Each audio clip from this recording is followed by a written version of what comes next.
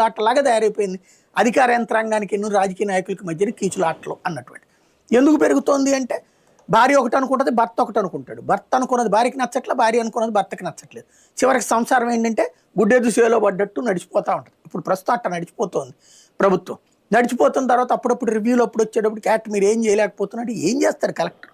ఏం చెయ్యాలి అసలు?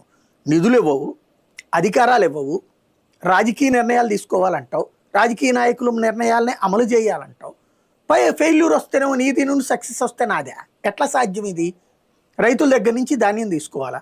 అబ్బాయి మేము రోజు 24 గంటలు ఎరగదీసి తీసుకుంటున్నామని ప్రభుత్వం చెప్తోంది. నాదెళ్ల మనోహర్ గారు చెప్తున్నారు. 1800 రూపాయలు అక్కడ రావాల్సి ఉంటే 1300 రూపాయలు 1400కి అమ్ముకుంటున్నామని రైతులు చెప్తున్నారు. దాన్ని మానిటర్ చేయాల్సింది ఎవరు? Joint collector. ఏం చేయాలి ఆయన ఇప్పుడు? దళారీలు ఎవరంటే అధికార పక్షం వాళ్ళు అయి ఉంటారు. డబ్బులు ఇవ్వండి ఎవరై అంటే అధికార పక్షం వాళ్ళు అయి ఉంటారు. తేమ శాతాన్ని లెక్కట్టేది ఏంటంటే ప్రభుత్వ ఉద్యోగులు. వాళ్ళకి ఇచ్చిన ఆదేశాలు ఎవరు? ప్రభుత్వం ఇచ్చిన మాండేటరీనే కదా కలెక్టర్ చేసేది.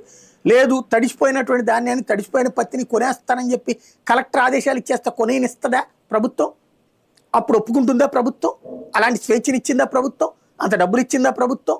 ఏమీ చేయకుండా కలెక్టర్ ఏం చేయలేదు, నువ్వు ఫెయిల్యూర్ అవుతున్నావు అంటే ఏం చేయాలి కలెక్టర్?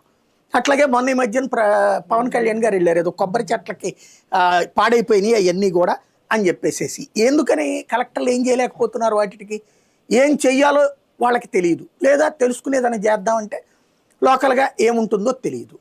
చేపల చెరువులుగా మారిపోయినటువంటి పంట పొలాల దగ్గర నుంచి పంట పొలాల్లో ఏమి వెయ్యాలోతో సహా అన్ని విషయాలు కూడా రాజకీయ నిర్ణయాలుగా నడుస్తున్నప్పుడు ఫెయిల్యూర్స్ని అధికారుల మీదకి తోసేయడం అనేటువంటిది ఒక తెలివి